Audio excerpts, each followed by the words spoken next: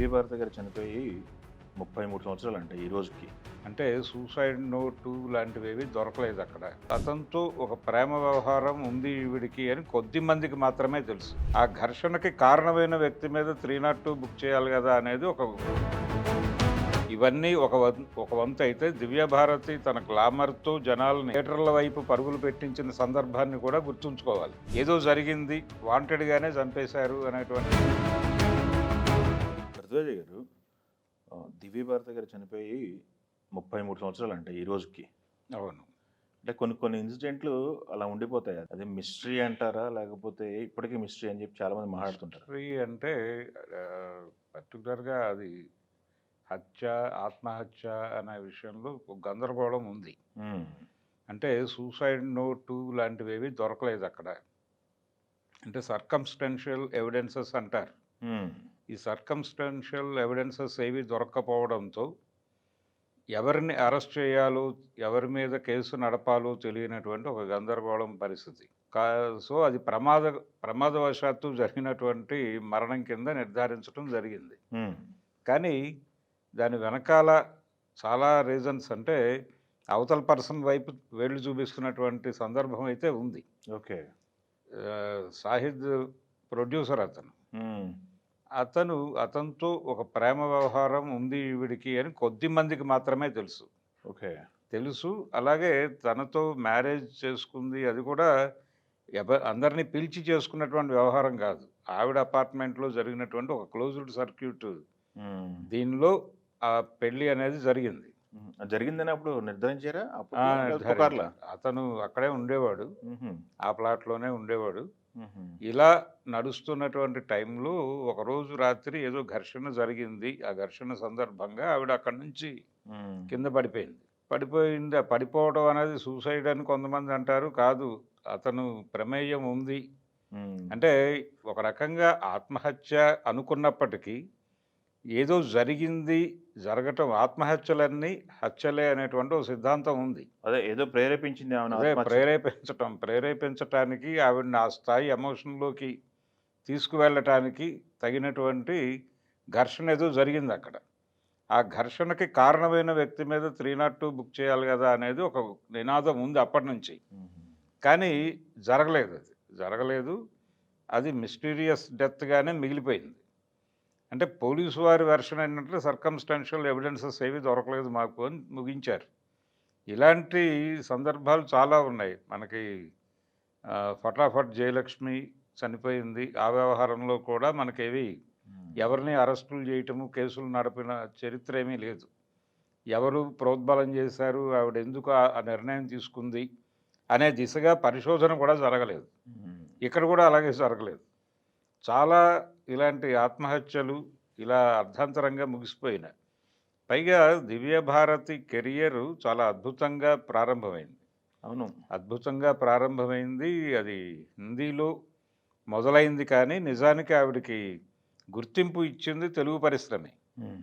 తెలుగు పరిశ్రమ, పర్టికులర్‌గా 'బి. గోపాల్' గారి డైరెక్షన్‌లో వెంకటేష్‌తో నటించినటువంటి 'బొబ్బిల్ రాజా' సినిమా. హ్మ్. ఆ సినిమా విజయంలో మేజర్ షేరు దివ్యభారతిదే. హ్మ్. అంటే 'బి. గోపాల్' గారు చేసినటువంటి 'హడావిడి', అలాగే 'గాడ్స్ మస్ట్ బి క్రేజీలో' ఆ కామెడీని అడాప్ట్ చేసుకొని పండించిన వెంకటేషు, ఇవన్నీ ఒక వంతయితే, దివ్యభారతి తన గ్లామర్‌తో జనాల్ని థియేటర్ల వైపు పరుగులు పెట్టించిన సందర్భాన్ని కూడా గుర్తుంచుకోవాలి. హ్మ్. అలా అనుకుంటే అక్కడి నుంచి ఆవిడ స్టార్‌డమ్ మొదలైంది. ఇది కేవలం తెలుగు సినిమా నిర్మాతలనో, నటులనో, దర్శకులనో ఆకట్టుకున్న ఈ వ్యవహారం కాదు. బాలీవుడ్ కూడా ఉలిక్కిపడి చూసింది. హ్మ్. చూసి ఆ తర్వాత ఆవిడకి అక్కడ అవకాశాలు పెరిగినాయి. నిజానికి ఆవిడ చనిపోయే నాటికి 12 సినిమాలు సైన్ చేసున్నాయి. ఆ! 12 పైనే. అలా తెలుగులో 'బి. గోపాల్' గారితోనే చేసినటువంటి 'మోహన్ బాబు' గారితో చేసిన 'అసెంబ్లీ రౌడీ', హ్మ్. ఆ సినిమా కూడా పెద్ద చాలా హిట్ అయింది. పెద్ద హిట్ అది. హ్మ్. ఇలా 'దివ్యభారతి' ఉంటే సినిమా జూబ్లీ ఆడేస్తుంది అనేటువంటి ఒక ఇంప్రెషన్ హ్మ్. మనకి, 'గోల్డెన్ లెగ్' అనేటువంటి ఒక సెంటిమెంట్ ఉంది. ఆ సెంటిమెంట్ ప్రకారం కూడా అందరూ 'దివ్యభారతి' వైపు పరుగులెత్తారు. ఈ పరుగులు పెడుతున్నటువంటి సందర్భంలోనే శ్రీదేవి గారి తర్వాత ఆ స్థాయి అందాల నటి అనేటువంటి ఒక ఇమేజ్ దివ్యభారతికి ఆ ఇమేజ్‌ని ఇస్తూ పత్రికలు రాయటం మొదలుపెట్టేసినాయి. దాంతో విపరీతమైన క్రేజు, ఒక రకంగా ఆరాధనా భావంతో చూసేటువంటి అభిమాన సందోహం ఇదంతా ఒక లెవెల్‌కి వెళ్ళిపోయింది. అదే టైంలో చిరంజీవి గారు 'రౌడీ అల్లుడులో' ఒక క్యారెక్టర్ చేయటం. అంటే ఇద్దరు చిరంజీవుల్లో ఒక చిరంజీవికి పేరుగా నటించిందావిడ. అది కూడా చాలా పెద్ద హిట్ సినిమా. రాఘవేంద్రరావు గారి డైరెక్షన్‌లో. అదొక బిగ్ హిట్. ఇక అక్కడి నుంచి తెలుగులో బిగ్ హీరోయిన్ అనేటువంటి కేటగిరీలో దివ్యభారతిని ప్లేస్ చేసేశారు. వరుస సినిమాలు. అదే టైంలో కోదండరామిరెడ్డి గారు, మోహన్ బాబు గారు కాంబినేషన్‌లో ఒక సినిమా 'కమిట్ అయింది తను.' ఇలా తను చాలా సినిమాలు కమిట్ అయ్యి, అవి తర్వాత జూహీ చావ్లా ఇలాంటి వాళ్ళందరూ ఫుల్‌ఫిల్ చేసుకుంటూ వెళ్లారు ఈ ఇన్సిడెంట్ తర్వాత. అసలు షాహిద్‌తో తను ఎలా ప్రేమలో పడింది అనేది కూడా ఒక మిస్టరీనే. ఓకే. అంటే ఏం చెప్పి అతను తన కంట్రోల్‌లోకి తీసుకున్నాడు అనేది ఒక మిస్టరీ. సినిమా హీరోయిన్‌లలో చాలామంది జీవితాల్లో ఇలాంటివి కనిపిస్తాయి. అంటే తర్వాత రోజుల్లో శ్రీదేవి గారి మరణం మీద కూడా రకరకాల కథనాలు ఉన్నాయి కదా ఇప్పటికీ. ఎవరు ఎన్ని చెప్పినా గానీ, అంటే అది క్లియర్‌గా ఉంది అని చెప్పినా గానీ, ఏదో మిస్టరీ ఉంది అనుకునేటువంటి అభిమానులు ఉన్నారు ఇప్పటికీ స్ట్రాంగ్‌గానే. అలా దివ్యభారతికి సంబంధించి ఇప్పటికీ అభిమానుల్లో అదొక మిస్టీరియస్ డెత్‌గానే అనుమానాలు ఉన్నాయి. ఏదో జరిగింది, వాంటెడ్‌గానే చంపేశారు అనేటువంటి పెయిన్ ఉంది జనాల్లో. ఓకే. పెయిన్ ఉంది గానీ, ప్రాపర్ రీజన్స్ లేవు. తను మతం మారింది అతని కోసం. మతం మారి సనాగా పేరు మార్చుకుంది. ఓకే. ఇవన్నీ బయటకొచ్చినాయి వార్తలు. బయటకొచ్చినాయి. తను బాలీవుడ్‌లో కూడా జెండా ఎగరేస్తున్నటువంటి సందర్భం.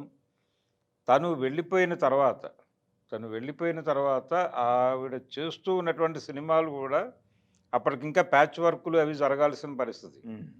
ఈ ప్యాచ్ వర్కులు అవి మేకప్ చేయటం కోసం చాలా సన్నివేశాలు తెలుగు నటి రంభతో చేయించేశారు అవన్నీ. చేంజ్ చేసి ముగించి సినిమాలు విడుదల పెట్టుకున్నారు. అలాంటి అంత బిజీగా ఉన్నటువంటి ఆర్టిస్టు. అప్పటికి వయసు కూడా 19 అంతే. సంవత్సరాలు ఉంటారు. అంతే 19 సంవత్సరాలే. ఇప్పుడు ఉన్నట్టయితే పెద్ద స్టార్‌గానే పెద్ద ఉండేది. స్టార్ అయిపోయి స్టార్‌డమ్ అనుభవించేసినటువంటి ఒక నటిగా ఉండేది. అయితే ఇవన్నీ వీటికన్నిటికంటే కూడా తను తన గ్లామర్‌తోనూ, ఎక్స్‌ప్రెషన్స్‌తోనూ, అలాగే ఒక బాల్యం కలగలిసినటువంటి ముఖ కవళికలు ఉండేవి తనలో. అది ఆ లాలిత్యం అనేది జనాల్ని విపరీతంగా అలా నిలబెట్టింది. అందుకని ఆవిడ నటించిన ప్రతి సినిమా తన కోసం చూసినటువంటి ప్రేక్షకులు కూడా ఉన్నారు. ఓకే. ఒక ఆర్టిస్ట్ కోసం సినిమా చూసేటువంటి ఈ పసితనపు ఛాయలు వీడినటువంటి ముఖాలు కొన్ని ఉంటాయి. అందులో దివ్యభారతి, శ్రీదేవి వాళ్ళిద్దరిలోనూ ఇది ఉంటుంది, ఆ చార్మ్ ఉంటుంది. అందుకని వాళ్ళు అతిలోక సుందరులుగానే నిలబడ్డారు. అలాంటి స్టార్‌డమ్, ఆ ఇమేజ్ సంపాదించుకుని అన్ని భాషల్లోనూ అంతమంది అభిమానుల్ని కలిగి ఆవిడ మలయాళంలోనూ చేశారు. సౌత్‌లో తమిళ్, మలయాళంలో కూడా వెళ్ళారావిడ. వెళ్ళారు. కానీ ఎక్కడా కూడా అంటే ఎక్కువ సినిమాలు చేసే అవకాశం కూడా రాలేదు. ఆఫర్స్ ఉన్నప్పటికీ తను కమిట్ అవ్వలేని పరిస్థితి. బాంబేలోనే ఉండాలనుకుని నెమ్మదిగా బాలీవుడ్ మీద దృష్టి కేంద్రీకరిస్తున్న టైంలో జరిగింది ఈ ఇన్సిడెంట్. బాంబేలోనే జరిగింది. ఇది జరగటం ఒక్కసారి తెలుగు ఇండస్ట్రీ షాక్ అయింది. అలాగే అన్ని పరిశ్రమల్లోనూ ఒక ప్రకంపన ఇది. ఇదేమిటి అని. ప్రతి ఒక్కరూ ఆవిడతో సినిమా చేయటం కోసం ప్రయత్నాల్లో ఉన్నారు. అప్పుడు సన్నాహాలు జరుగుతున్నాయి. ఈ టైంలో ఇలాంటి విషాద వార్త వినాల్సొస్తుందా అని జనాలందరికీ ఒక కన్‌ఫ్యూజన్, భయము, ఆందోళన. ఇలా అనుమానాస్పదంగా నేలరాలినటువంటి అనేక మంది తారామణుల్లో దివ్యభారతి ఒక ప్రత్యేకమైనటువంటి పేజ్ అది. ఆవిడ ఇలాంటి ఎండ్ ఉంటుంది ఆవిడ లైఫ్‌లో అని ఆవిడ సినిమాలు చూసినటువంటి ప్రేక్షకులు జీర్ణించుకోలేని పరిస్థితి. చాలామంది డిప్రెషన్‌లోకి వెళ్ళిపోయారు ఆ ఇన్సిడెంట్ విన్న తర్వాత. కోలుకోవడానికి టైం పట్టింది ఒక్కొక్కడికి. అంతటి ప్రభావం వేసినటువంటి గ్లామర్ ఆవిడది. దివ్యభారతి గారు దాదాపు 33 సంవత్సరాలు అయిపోయిందంటే అదొక విచిత్రం. బొబ్బిల్ రాజా గురించి ఇప్పటికీ మాట్లాడుకుంటారు తెలుగు పరిశ్రమలో. అది వెంకటేష్ గారి కెరియర్‌లో ఆ టైంకి చాలా బిగ్గెస్ట్ హిట్ సినిమా అది. అందుకని ఆ సినిమాతో లింక్ అయి ఉండటం, పర్టిక్యులర్‌గా ఆ పాటలు, ఆ హడావిడి, అవును.